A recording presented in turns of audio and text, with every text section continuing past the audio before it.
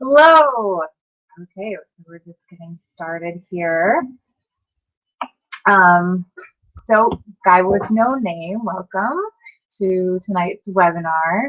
I'll be talking a bit about exaholics in general, what an exaholic is, and some spring cleaning tips for exaholics. And feel free to type any questions so that this can be completely interactive and I can answer some specific questions that you might have about the program or about your particular situation. So not sure how long, okay. So I'm not sure how long you've been a member of the Exaholics community, but I get asked a lot what an exaholic is and what the difference between an exaholic and someone who is just going through, who just went through a breakup. How do you know? So I'd also love to hear from you guys in terms of at what point you decided to join the fight and at what point you decided to, you came to the conclusion that you could benefit from this kind of support and took on the label of an exaholic in order to start your healing process.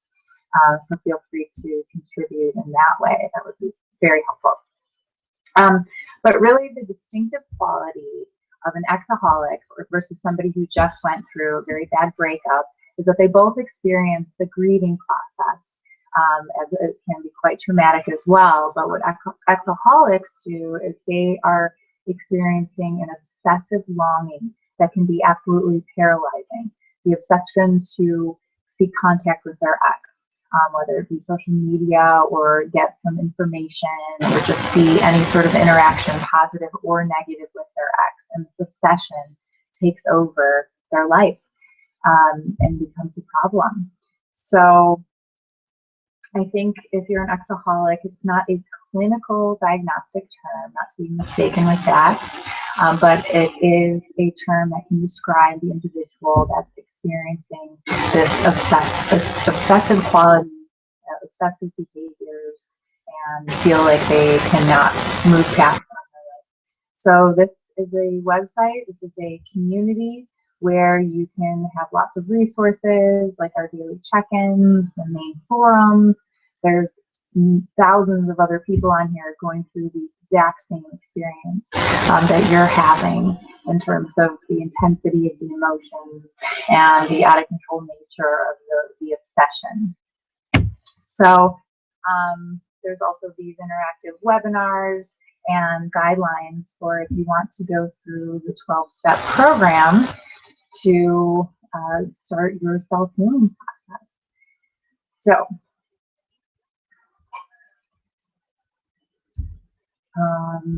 we'll talk a little bit about the addictive nature of the relationships.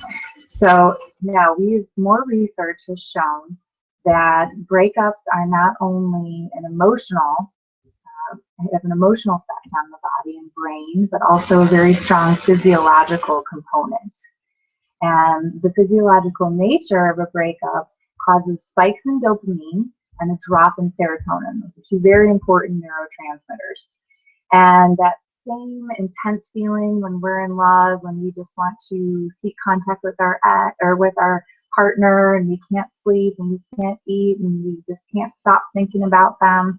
It's the same as being in love, only if it's post-breakup, you experience that surge and drop in dopamine as a withdrawal effect, very similar to the withdrawal effects like from alcohol and drugs, hence creating a cycle that's very similar to other types of addictions like drugs and alcohol.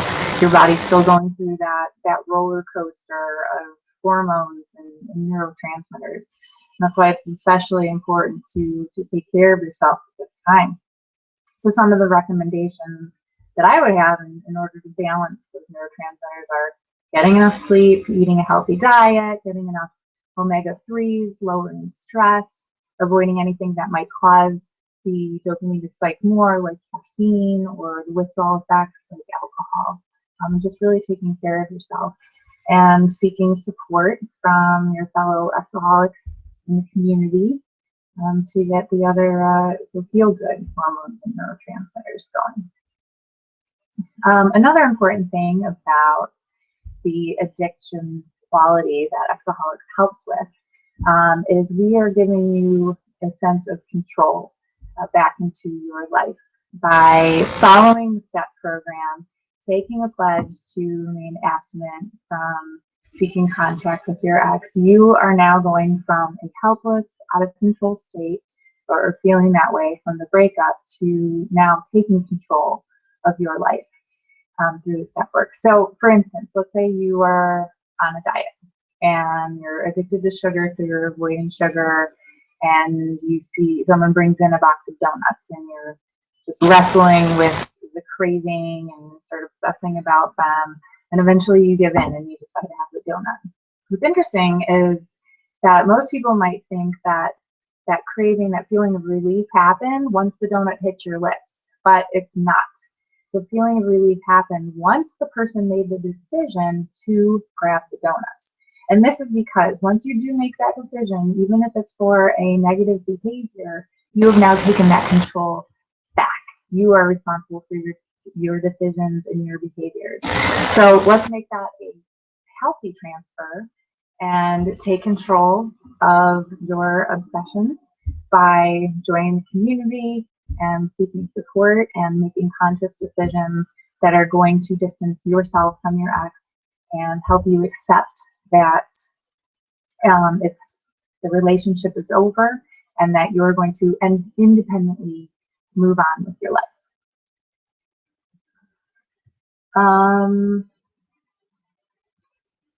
So there's some similarities of the 12-step program to other step programs such as AA and NA.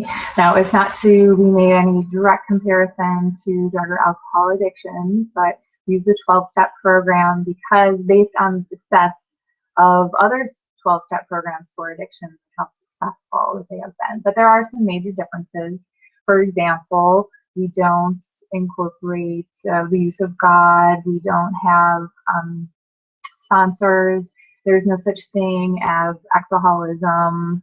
And most importantly, we don't believe that if you're an exaholic right now, that you will be an exaholic for life. There is complete hope for full recovery in your relationships. And then even in part of the step work, there's a step where we reflect on our past relationships and any sort of unhealthy patterns that we've established and be honest with ourselves and prevent us from kind of repeating those unhealthy patterns in our social relationships.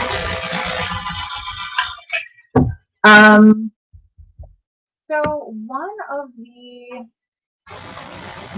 of my recommendations for this time of year, welcome, hi Shyness, if you have any specific questions about exaholics in general, about mental health in general, or given your situation, you have my full attention, just type it in the box and I will answer any questions that you have. But I am suggesting right now to spring cleaning your social media. So with everything that's going on with spring cleaning, I'm going to recommend that you disinfect your ex from social media. And what this looks like, it's going to be quite an intensive process, but I guarantee you that your mind space will be much clearer from disinfecting your ex than it would be from cleaning out your sock drawer or organizing your garage. So the first step of this spring cleaning process is to really look at if you have a problem on social media with your ex. That is, if you're still friended and still connected with this person. Some of the signs that you may need a cleaning would be if you find yourself incessantly checking the person's page, looking at new friendships, new likes, passive-aggressively liking or commenting on something that they posted, or even posting things yourself that might remind your ex of your relationship. And all these are signs that when you're on social media, and you're not in your virtual self, you're not really being yourself, because all of your actions and behaviors are under the control of your ex, because he or she is in the back of your mind really controlling everything that you do on social media, and that's not a healthy pattern at all. So the second step is really recognizing that you're going to benefit from this cleaning. And most people are mistaken in terms of what's unhealthy. When I say unhealthy to the brain and the body, it's not necessarily the grieving process from the breakup. It's the emotional roller coaster. It's the ups and downs, it's the spiking and dropping of dopamine and serotonin and depletion of all these things, all caused by this roller coaster. And some of the things that can trigger a roller coaster can be scrolling through your newsfeed casually and feeling like you've been punched in the gut because a picture of him or her pops up that's unexpected, and then you find yourself obsessing about it, over analyzing it. So then you know it's definitely time to do something, and that's something that I encourage. So the big recommendation, and I will be the bad guy, but this I promise will help you heal stronger and faster, is to hit that unfriend, unfollow button. You know, just do it. The other person will know exactly why you're doing it. There's no need for contact or explanation as to why you decided to unfriend. It makes a very strong statement that you're in control and that you have consciously decided that you are going to independently move forward in your life. So that's the biggest step. I get a lot of questions too about if we should unfriend those friends and family of your ex on Facebook and social media. And in that case, it's less black and white. That's true. A good rule of thumb for that, though, is to look at if you were friends or had a relationship with these peripheral friends in the past. So did I know this person before I was together with my ex?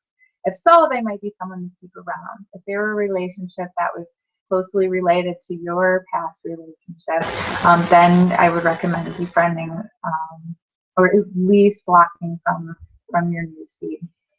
So, and it's going to take a lot of work to go through all your friends and your contacts.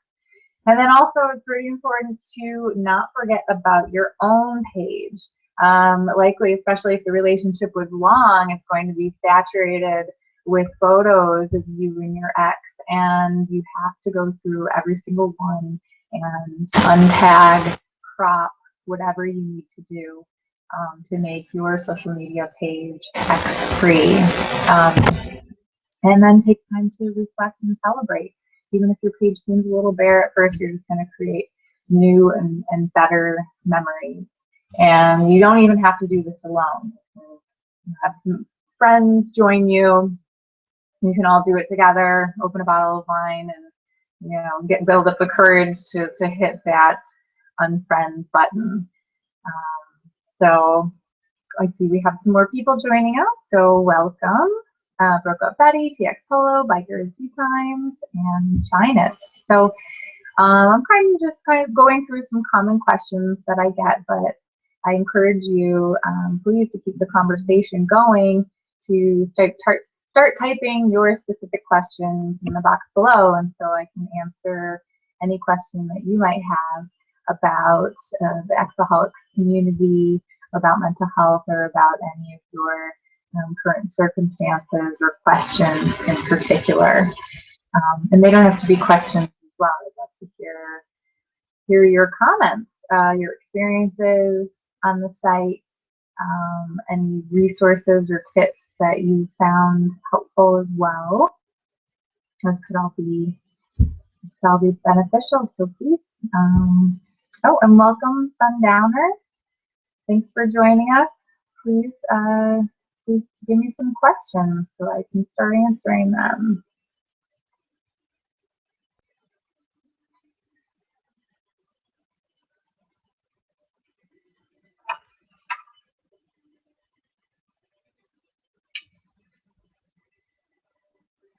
I'd also be interested to hear what your first thoughts were upon joining the site.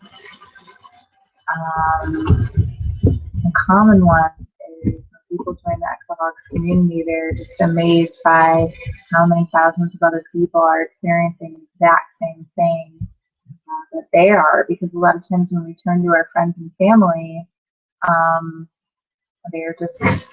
they don't understand. Maybe they've been through it before, but they've already healed, and so they're not as in touch with it, or maybe they're a bit burned out. So finding like-minded individuals on here can be one of the most helpful things. And I'd love to hear what was helpful for you guys as well. I'd also like to hear how much time you guys spend on the site too, and how you use it. If it's daily, if you like the forums the best, or the webinars, or the articles.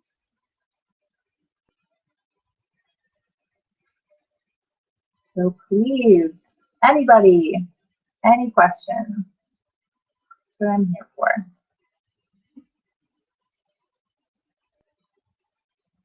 Or I'd love for you guys to even just kind of state where you are in the process. Introduce yourself.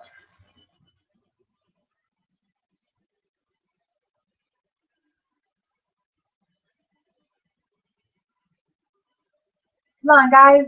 Give me some questions, please.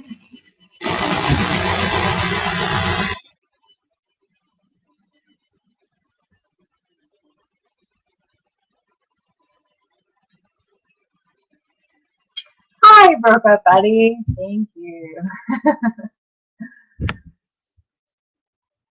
So, do you have any questions for me? Any comments you'd like to share? This is only my third webinar.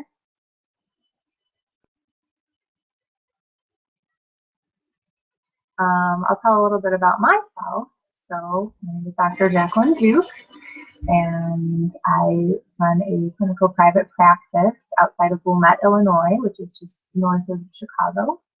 And there I see almost all ages, but a lot of people that are struggling with breakups and relationships, and also have some comorbid issues that have started to form as a result of their breakup. So things like mood disorders, anxiety, eating disorders, self-harm behaviors, things of that nature. So, okay, great. We got a question from Sundowner.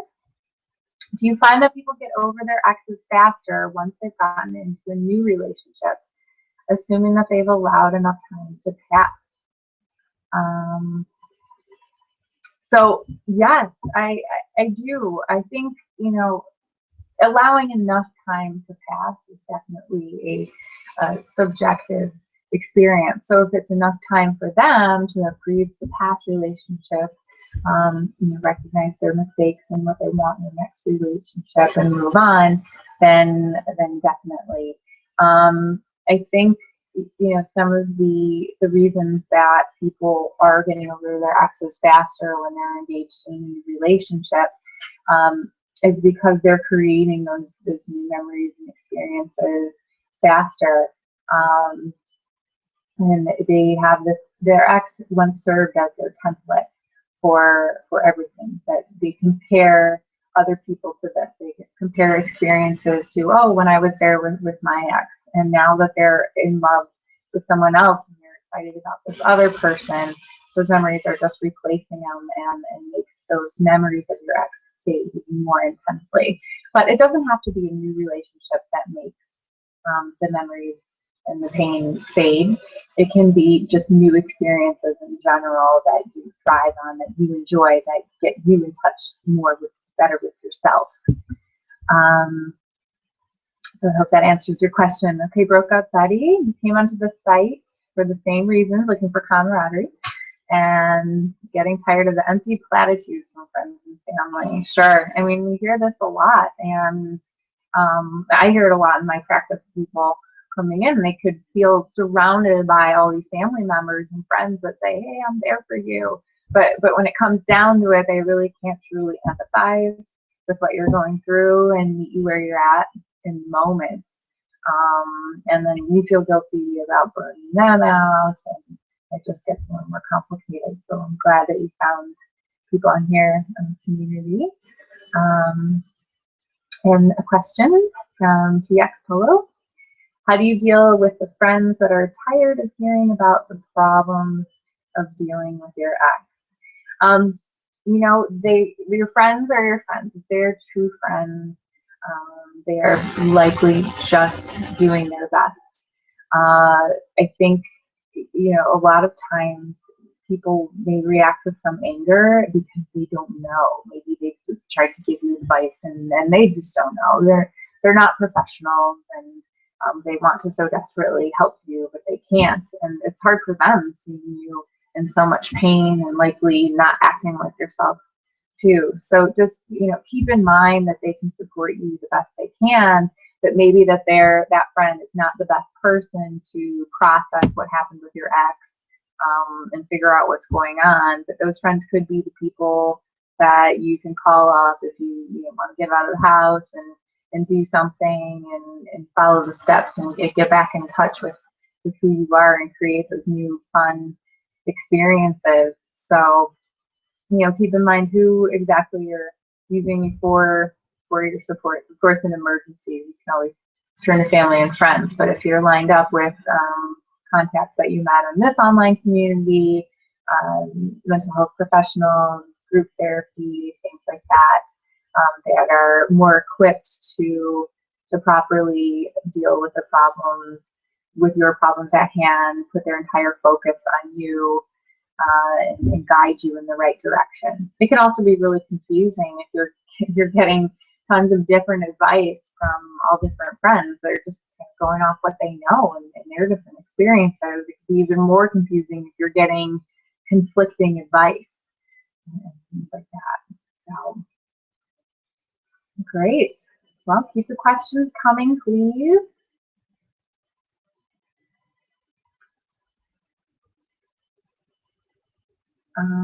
And also, you'll feel free to introduce yourself, how long you've been without contact, or how long ago your breakup was.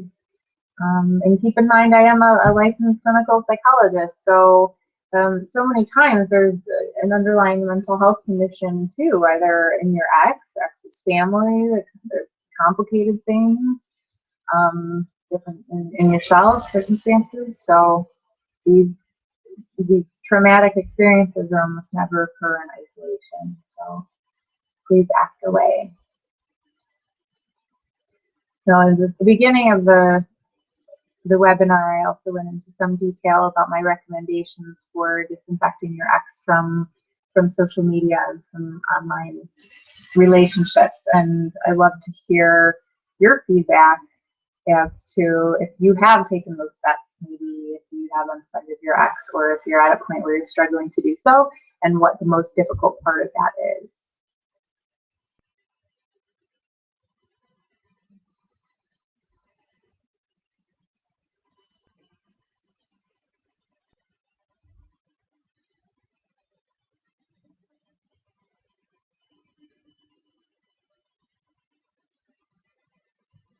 So please, if you have questions, share.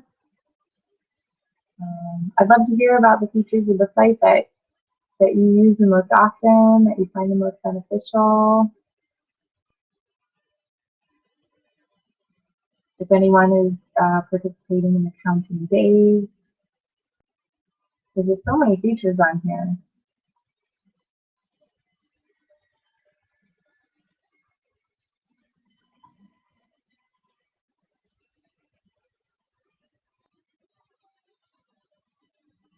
You can ask more questions about difficulties with friends and family.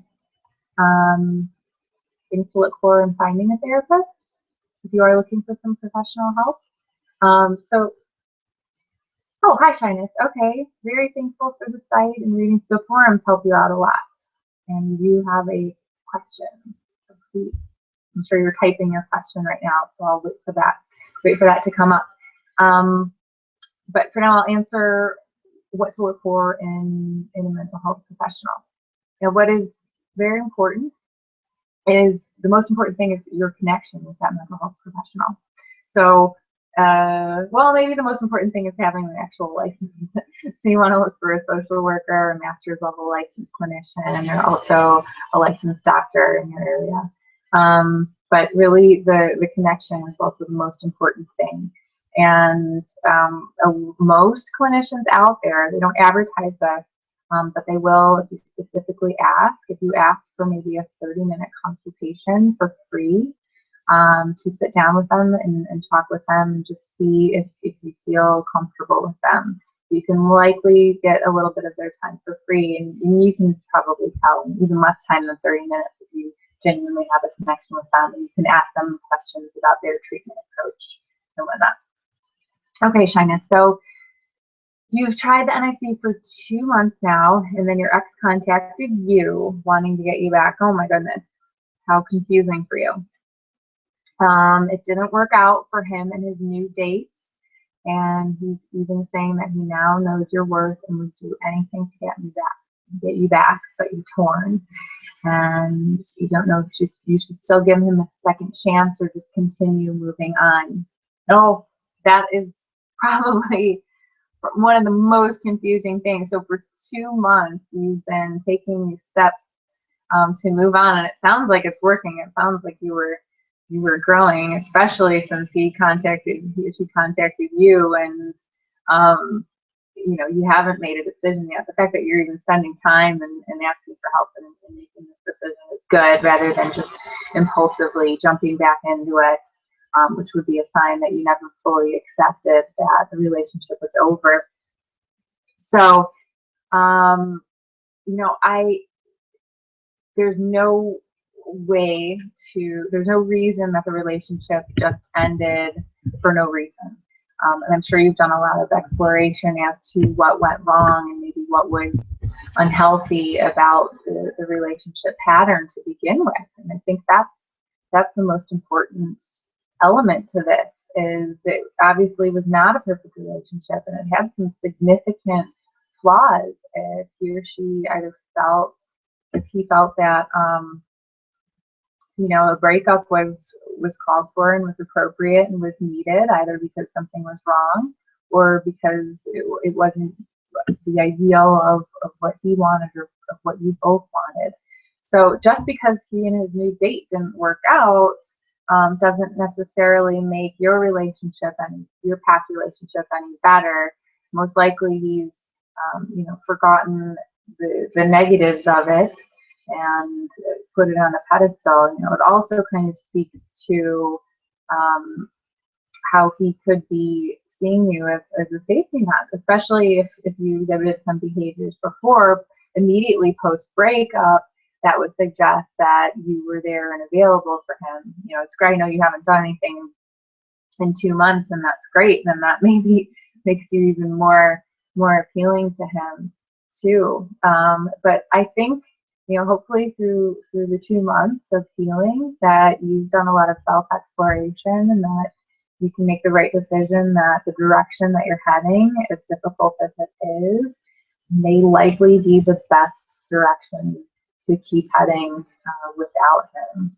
But feel free to share more specifics about your particular situation. But I do recognize that it's very complicated, and congratulations on going 2 months and not acting on your impulses and your obsessions. So my gut tells me you're likely on the right track with moving forward independent of him, and it might be just a challenge in the road that will make you that much stronger by getting past this particular challenge.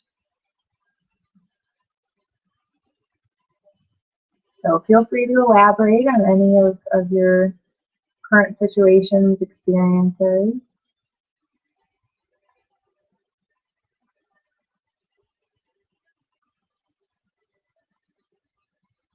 Any questions about moving on, specific behaviors, any unusual symptoms that are coming up that you didn't expect?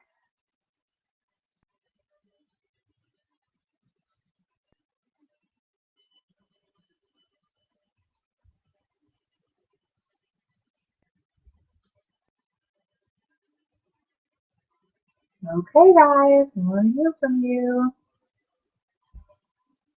Let's get some last few questions here. And please feel free to comment on the social media.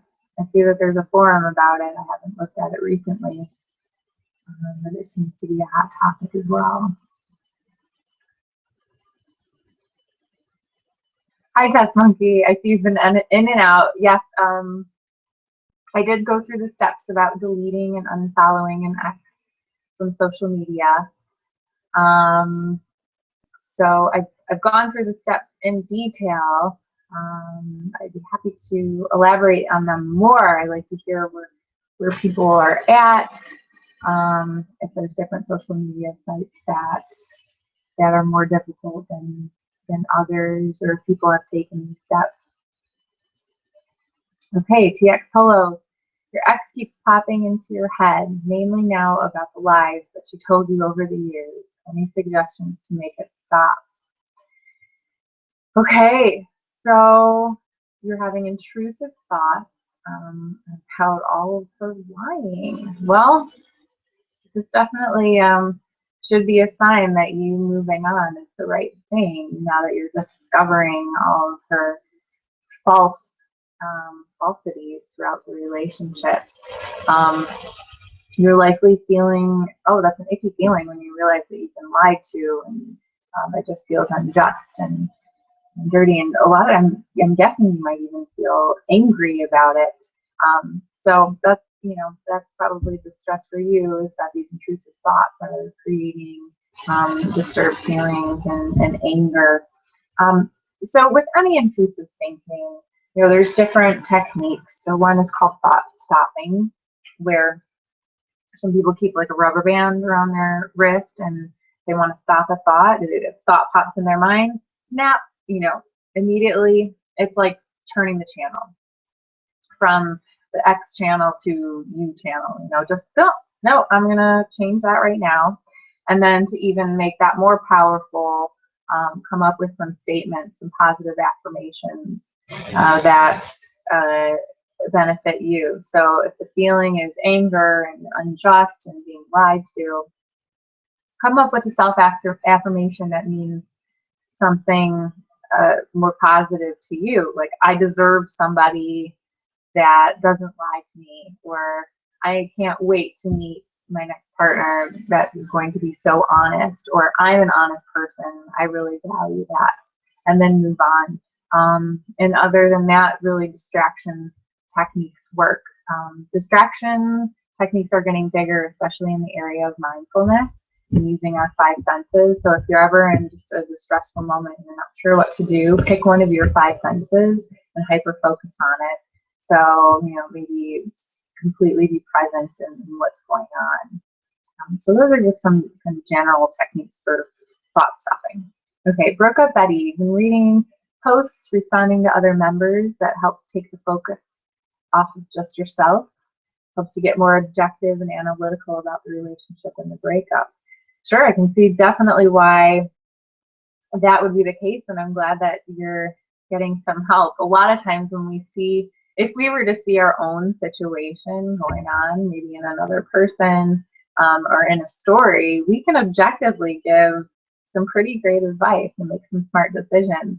So maybe if you do have a question about your own specific circumstance, try to take a step back and take an objective stance. Hey, if I put this out there, what do I think the Exaholics community members might say to this? And that can kind of remove the emotions and take a more objective answer to it. Okay, Shyness, I'm seeing the end of your comment. You're moving to London, you will stay in California, so you don't think it can work out anyway. Oh, good. Well, maybe my gut and your gut is correct, that you are moving in the right direction here, and it's definitely not meant to be. Okay, Tough Monkey. If love is an addiction and breakups are like withdrawal, how do you handle the withdrawal? Is it cold turkey or is it gradual? Cold turkey is the short answer. Cold turkey because it's not dangerous. In any sort of drug and alcohol addiction, the number one safety hazards of going cold turkey was when the withdrawal effects are more dangerous than the actual substance. So for instance, like heroin is one of them. That's why they have the methadone clinics, so you have to wean off. Well, lucky for us, the withdrawal effects, although they do mimic the withdrawal effects of substances, they are not of danger to our body. We don't have a toxin in us physically that we're trying to detox. So there is no danger to the physical body by going cold turkey. And research has shown that when it comes to breakups in relationships, it may feel like withdrawal, but cold turkey is best. Like I said, it will help you heal much faster, being abstinent from contact best you can, and it will make you stronger. Broke up Betty, you practice some thought stopping and it works, and it just takes practice. Thank you for the encouragement. Yes, it does. And it does take practice. You find it helps to have a specific picture in mind to replace the thoughts of your ex. In your case, you picture yourself doing a favorite sport and performing really well. I love this. I love that, you do thought stopping and then you have a more positive vision. It could be a picture. I was saying affirmations as a statement, but maybe you're a more visual person. You have an image of yourself doing something that replaces those negative thoughts. And Broke Up Betty, I love the whole visualization of yourself doing your favorite sport and performing well, because it's something that almost involves your whole body. And when you're with the kinetic mind, you're imagining that, and it's reinforcing positive feelings about yourself because you said you're performing really well. Okay, that's self-esteem boosting when we imagine ourselves succeeding. So they say if you want to achieve a goal, one of the most powerful visualizations to do is to imagine that you reach that goal and you're in front of a crowd and you're hearing the word congratulations. I don't know, there's something about it, but that's what the research shows, is to just vision yourself getting congratulated, and reaching that goal will make you more likely to hit that goal. Okay, shyness. You initially broke up because of long distance, and he basically wants you to stop working. And now you're moving to London to pursue your career. Congratulations on your career advances. And he's staying in California to do his work. You don't think that you can make it, but he said he could give it a try. Can you just not answer and respond to him to prevent any conversation at all? Do I think it would be helpful for you? Well, I think you said that it's been absolutely no contact. I know you said you haven't initiated contact. It sounds like there's been no contact for 2 months. It sounds like you're in a strong enough place right now to not answer and not respond to him.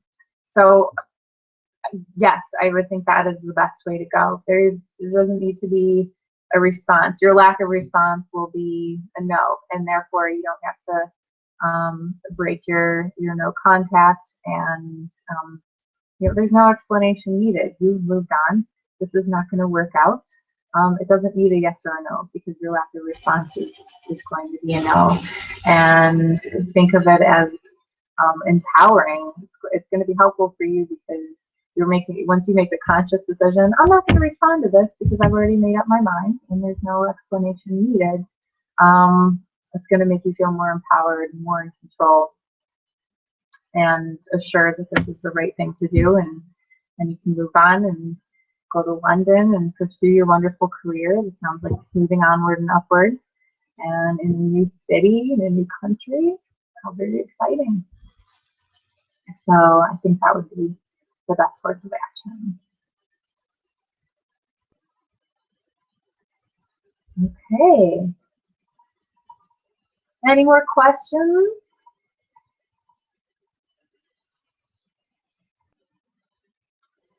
Questions, comments, techniques on visualization, other sort of thought-stopping techniques? When you talk about these visualizations and these affirmations, you can't just Google one online and take it as your own, unless it resonates with you, unless it has some specific meaning for you. I think you should create your own statement that makes you feel empowered, that kind of lights that fire inside you. It's going to be that much more meaningful than just some pre-rehearsed affirmation or visualization that you borrowed from someone else.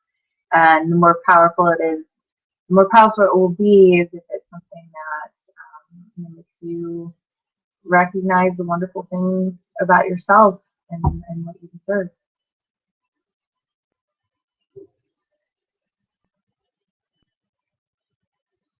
Anything else? Probably can only take last few questions here.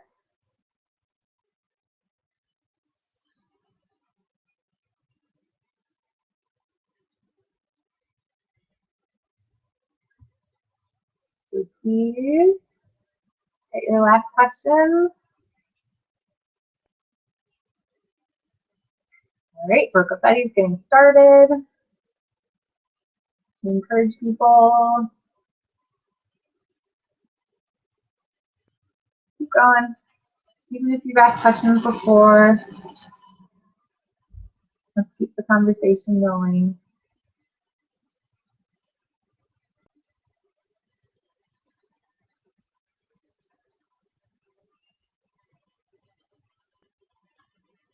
Encourage people not to give up when trying the thought stopping. It's really something we have to work at. Yes, absolutely.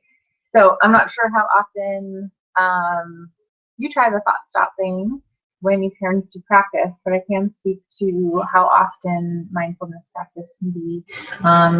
Research has typically found that practicing at least 10 minutes total a day of any sort of mindfulness-based technique, such as thought stopping, shows to have benefits. So to keep a log, and the 10 minutes doesn't have to be all at once. Most people benefit from 5 minutes in the morning, 5 minutes at night, and then thought stopping will become more like a habit throughout your day. Okay, treatment or TX Hello. Sorry, TX is an abbreviation for treatment in my business, but I'm assuming it might mean Texas. I'm not sure. Okay. Is it best not to think of revenge on something the ex did? You know, revenge fantasies were common in daydreaming and regular dreaming. You know, I'm going under the assumption that you're not don't have any intent to act on these revenge fantasies. So if there's no plan and no intent to act something, if there is, then definitely that would require a professional help, and that would be considered a risk of harm to others. So I'll just answer the question in terms of revenge fantasies. Revenge fantasies can be an empowering thing. So to go off on a little bit of a tangent, when in child therapy, a lot of times when children don't have the words to kind of express something traumatic that happened to them and something they want to do about it, they act it out through play. And so we'll find themes in child therapy recurring over and over again of the child acting out the same sort of fantasy, sometimes a revenge fantasy. And by repeating the fantasy in your mind or through play, it gives the person with the fantasy a power, a sense of control. And like we were talking about earlier, you know, the most important part is to feel empowered and in control. So sometimes revenge fantasies aren't the worst thing in the world if they give you a positive boost at the end. So I would talk to a professional and really look at this revenge fantasy that you have and dissect it and look at what it really means to you. So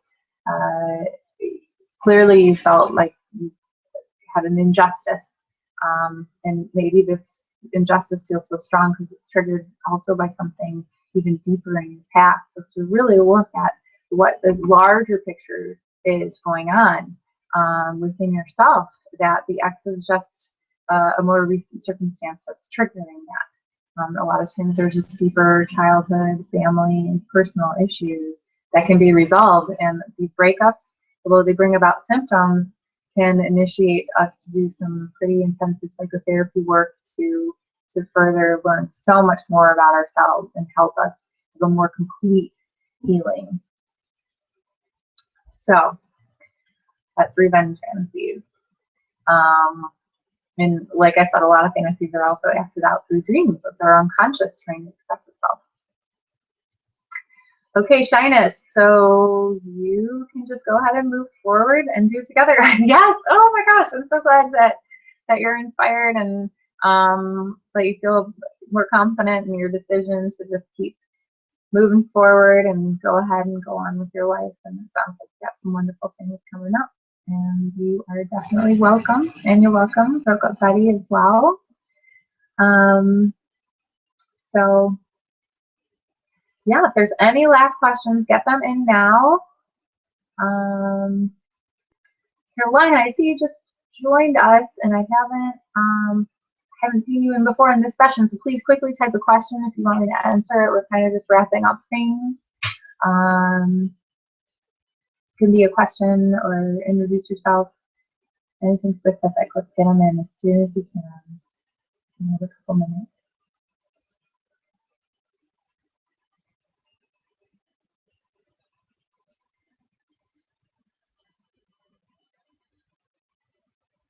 Tell everyone.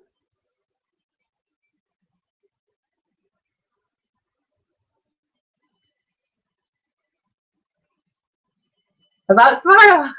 Okay, so you guys, if you get ABC 7 channel, I'm so excited to announce that I will be on Windy City Live tomorrow.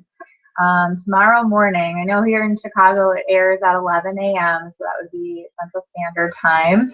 And the whole segment is about exaholics.com. And I'm so excited to tell people on television about this great resource and about how much it's helping people and encourage new members to join and jump in. So set your recordings. Please watch me, Windy City Live, ABC, and it's channel 7, 11 a.m. Central Time. So, all right, I see one last question. Oh, okay, treatment polo. Still married in the process of a divorce. Divorce is very tough.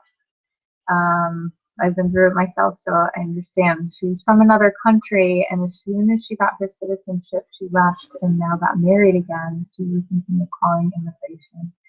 Okay, so that's the revenge fantasy. You know, I think thinking about that action and what it would do for you. What would be the benefit of you calling immigration, right? So would that really help you to be a healthier, stronger person? Most likely not. I think it's the feeling that you want from it is to have this kind of successful, empowered feeling we were talking about earlier, but it really is important to help you heal any faster. It isn't going to make you any stronger. It's really targeting on being hurtful to the other person, and the fantasy may be about seeing her unsuccessful, seeing her hurt maybe as much as or more so than you are hurting now, and that's really the underlying fantasy piece.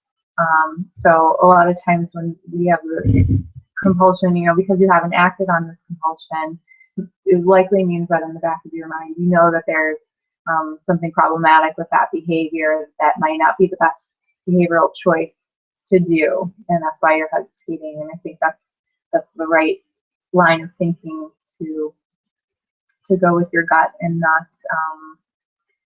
act on that and think about the deeper meaning and what that means. So it's very clear. Divorce is so painful, and it's clear that you're hurting right now, and it's even more painful that she's moving on. But the calling immigration is not likely going to serve you or help you heal any faster, and that's the most important part. So, okay, any last questions?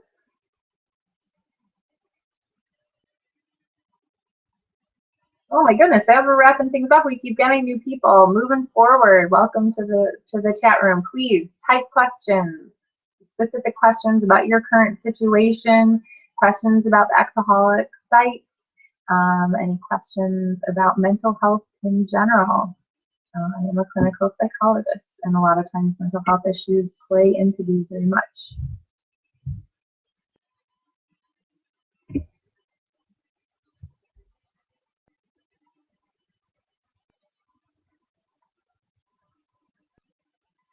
Okay. You're welcome. Good. I'm glad you found this helpful. Very tough spot. Okay, if there's no more questions, there are, type them in real quick. If not, I want to just thank you all for for joining me in tonight's webinar. Helps me get involved with the Exaholics community and get ready for tomorrow. So everybody please tune in to ABC Windy City Live tomorrow morning and see what I have to say about Exaholics and spring cleaning your ex. We have some great questions tonight. Thank you so much for joining me, and I look forward to seeing you in tomorrow morning and in another webinar soon. Thank you.